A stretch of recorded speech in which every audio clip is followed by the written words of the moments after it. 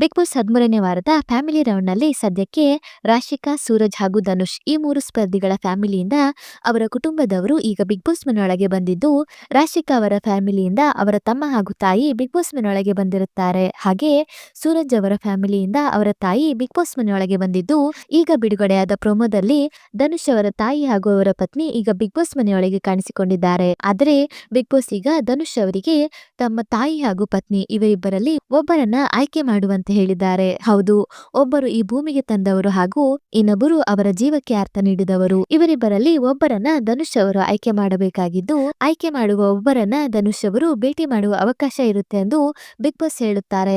ಹಾಗಾದ್ರೆ ಪತ್ನಿ ಹಾಗೂ ತಾಯಿ ಇವರಿಬ್ಬರಲ್ಲಿ ಧನುಷ್ ಅವರ ಆಯ್ಕೆ ಏನಾಗಿರುತ್ತೆ ಅಂತ ನೋಡೋಣ ಬನ್ನಿ. ಅದಕ್ಕೂ ಮೊದಲು ಈ ವಿಡಿಯೋನ ಸ್ಕಿಪ್ ಮಾಡದೆ ಕೊನೆವರೆಗೆ ನೋಡಿ, ಹಾಗೆ ಕೆಳಗೆ ಕಾಣಿಸ್ತಿರೋ ಬೆಲ್ ಐಕಾನ್ ಅಲ್ಲಿ ಆಲ್ ಅನ್ನೋ ಆಪ್ಷನ್ ಸೆಲೆಕ್ಟ್ ಮಾಡಿ. ಇದರಿಂದ ಪ್ರತಿ ವಿಡಿಯೋ ನೋಟಿಫಿಕೇಶನ್ ನಿಮಗೆ ತಪ್ಪದೆ ಸಿಗುತ್ತೆ. ಬನ್ನಿ ಈಗ ನೋಡೋಣ, ಪತ್ನಿ ಹಾಗೂ ತಾಯಿ ಇವರಿಬ್ಬರಲ್ಲಿ ಧನುಷ್ ಅವರ ಆಯ್ಕೆ ಯಾವುದು ಅನ್ನೋದನ್ನ. ಬಿಗ್ ಬಾಸ್ ಸೂಚಿಸಿರುವಂತೆ ಧನುಷ್ ಅವರು ಪತ್ನಿ ಹಾಗೂ ತಾಯಿ ಇವರಿಬ್ಬರಲ್ಲಿ ಒಬ್ಬರನ್ನ ಆಯ್ಕೆ ಮಾಡಿಕೊಳ್ಳಬೇಕಾಗಿದ್ದು, ಧನುಷ್ ಅವರು ತಮ್ಮ ತಾಯಿಯನ್ನ ಆಯ್ಕೆ ಮಾಡಿಕೊಳ್ಳುತ್ತಾರೆ.